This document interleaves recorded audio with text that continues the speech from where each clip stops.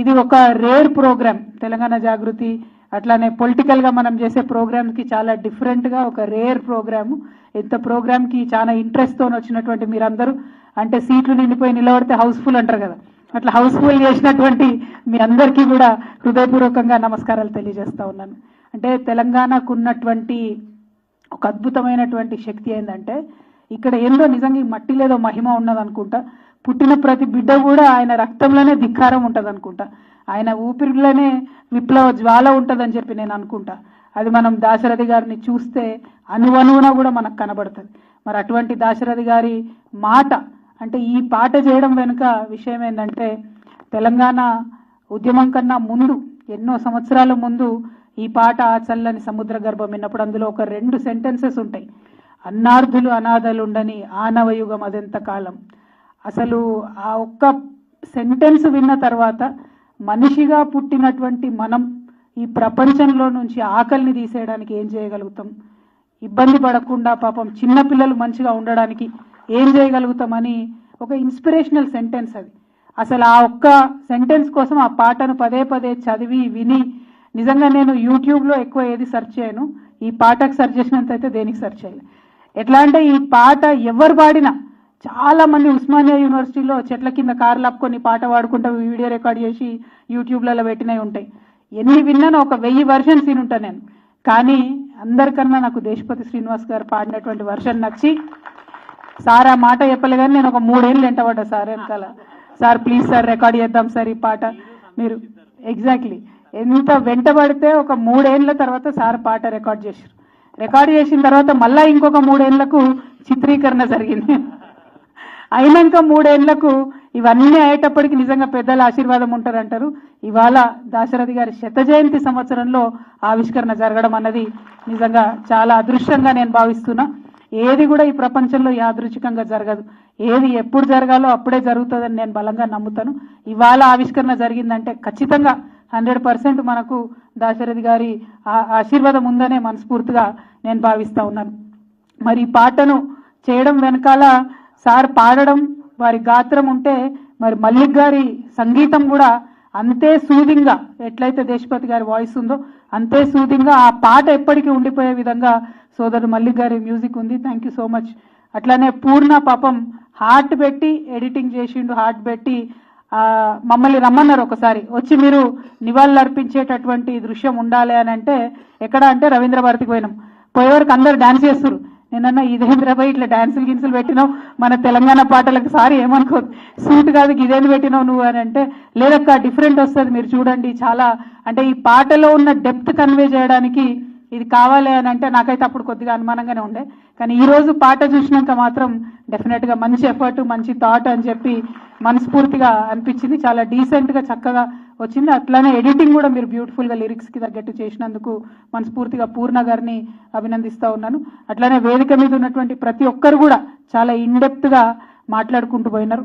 నిజంగా తెలంగాణ సాహిత్యం గురించి, తెలంగాణ కవుల గురించి ఆలోచిస్తే పోతన దగ్గర నుంచి మొదలు పెడితే ఈ వేదిక మీద ఉన్నటువంటి మానుకోట ప్రసాద్ గారి వరకు, మా సోదరులు మిట్టపల్లి సురేందర్ వరకు ఎవ్వరు కూడా ఎప్పుడు ఎవరికి తల వంచరు. మన వాళ్ళు క్వశ్చనే లేదు.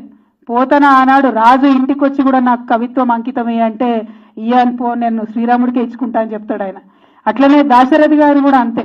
నిజాం రాజు ఎన్ని కష్టాలు పెట్టినా, ఎంత హింస పెట్టినా ఆనాడు తెలంగాణ వాదాన్ని వదలలే. సాయుధ రైతాంగ పోరాటాన్ని ఆయన సపోర్ట్ చేయడం మానుకోలే. పార్టీని ఇడిచిపెట్టేస్తారు ఆయన. సిపిఎంలో ఉంటారు యాక్చువల్గా. కానీ ప్రపంచ యుద్ధం, 2వ ప్రపంచ యుద్ధం తర్వాత ఆ పార్టీ విధానం బాగాలేదని చెప్పి సిద్ధాంతం కోసం ఆ పార్టీని ఇడిచిపెట్టేస్తారు. కానీ ప్రజల్ని ఎప్పుడు ఇడిచిపెట్టలేదు. పొలిటికల్ పార్టీని ఇడిచిపెట్టినా అన్ని ప్రజా ఉద్యమాలలో ఉన్నటువంటి చాలా గొప్ప వ్యక్తి దాశరథి గారు.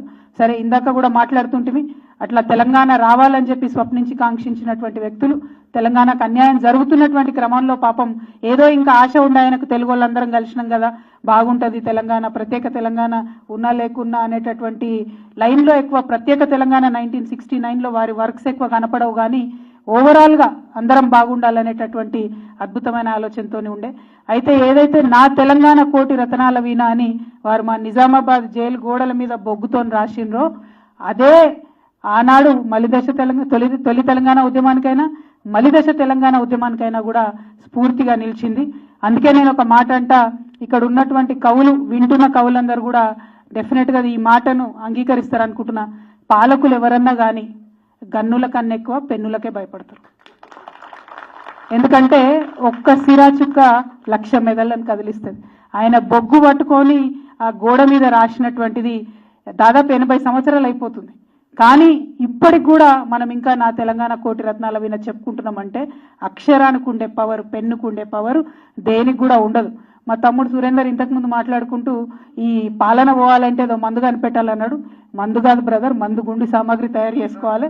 ఆ మందు గుండు సామాగ్రి అన్నది ఇట్లాంటి సభలలోనే తయారవుతుంది. నిజంగా నేను బయట నుండి వచ్చిన తర్వాత చూసి అరే మళ్ళా తెలంగాణ ఉద్యమ సభలు ఎక్కువనేది, మొత్తం అందరు ఉత్సాహంగా నిలబడి అద్భుతంగా వింటూ ఎంజాయ్ చేస్తున్నారు అనుకున్నా. మందుగుండి సామాగ్రి తయారు చేయడానికే ఇట్లాంటి సభలు, మందుగుండు సామాగ్రి తయారు చేయడానికే దాశరథిని గుర్తు చేసుకోవాలి. మనలో ఆ పోరాటం, ఆ చైతన్యం, ఆ స్ఫూర్తి అట్లనే ఉండాలంటే మనకు బాటలు వేసినటువంటి వాళ్ళు ఎంతో మంది ఉన్నారు. వాళ్ళందరినీ తవ్వి తీయాల్సినటువంటి అవసరం ఉన్నది. 10 సంవత్సరాలు నేను చెప్తున్న తెలంగాణ వచ్చినాక దేశపతి శ్రీనివాస్ గారు ఎంత ఎఫర్ట్ పెట్టిండ్రంటే ఇవాళ రవీంద్ర భారతిలో తెలంగాణ తేజోమూర్తుల బొమ్మలు ఉన్నాయంటే కేవలం దేశపతి శ్రీనివాస్ గారు మాత్రమే కారణం. ఎఫర్ట్ పెట్టి వాళ్ళ పాత ఫోటోలు సేకరించి వాటిని ఆయిల్ పెయింటింగ్ వేయించి, ప్రభుత్వంలో అప్పుడు మనం ఉన్నాం కాబట్టి ఇబ్బంది లేకుండా చాలా ఫాస్ట్గా, అంటే తెలంగాణ సోయితో ఏదైనా సజెషన్ వస్తే వెంటనే ఓకే అయిపోయేది కాబట్టి ఆ తేజోమూర్తుల ఫోటోలు అన్నీ కూడా ఉన్నాయి. అట్లనే సాహిత్య అకాడమీలు కూడా ప్రతి ఒక్కరి మీద పుస్తకం వేయడం, వారు రచించినటువంటి సాహిత్యాన్ని వేయడం, అంటే ఇవాళ పరిపాలన తెలంగాణ సోయితో జరుగుతలేదు. దానికి ఒక్కటి కాదు 100 ఎగ్జాంపుల్ ఉన్నాయి. ఈ ప్రభుత్వం వచ్చినటువంటి మొదటి సంవత్సరం బతుకమ్మ పండుగ అయితే కనీసం ముఖ్యమంత్రి గారు ఒక్కసారి కూడా బతుకమ్మకు పోనటువంటి విషయం. అంటే ఎందుకు చెప్తున్నా అంటే ఏ విషయంలో, 1-2 అని కాదు, ఏ విషయంలో తెలంగాణ తల్లిని మార్చి పడేస్తే దాని వెనుక ఏం చరిత్ర ఉంది, ఏం భావోద్వేగం ఉంది అని తెలియకుండా ఒక బొమ్మను తీసుకొచ్చి అడబెట్టి ఇది మీ అమ్మ అంటే దాన్ని ఎట్లా యాక్సెప్ట్ చేస్తాం, ఎట్లా తెలంగాణ సమాజం యాక్సెప్ట్ చేస్తుంది? అంటే ఆ సోయితోని పరిపాలన జరిగినప్పుడు ప్రజలకు మంచి చేయాలి, వీళ్ళు నా వాళ్ళు, నా సోదరులు, నా బిడ్డలు అని అనుకుంటే పరిపాలన బాగుంటుంది. లేదంటే చెట్లు వీకేసుడు, లేళ్లను కూడా వదిలిపెట్టనటువంటి పరిస్థితి ఉంటుంది. ఆ వీడియో చూస్తుంటే, ఆ నెమళ్ళు అరుస్తుంటే నిజంగా కళ్ళ నీళ్ళు పెట్టుకోనరు లేరు తెలంగాణలో.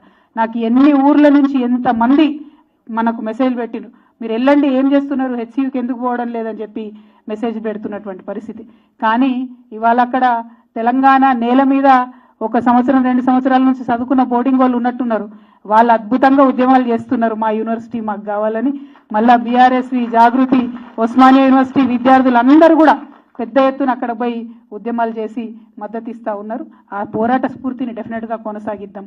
ఆనాడు కేసీఆర్ గారు ఉంటే నా తెలంగాణ ఇది నా భూమి అనుకున్నారు కాబట్టి 7.7% మనం అటవీ కవర్ని, ఫారెస్ట్ కవర్ని పెంచుకున్నాం. ఆనాడు వనాలను పెరగనిచ్చినాం.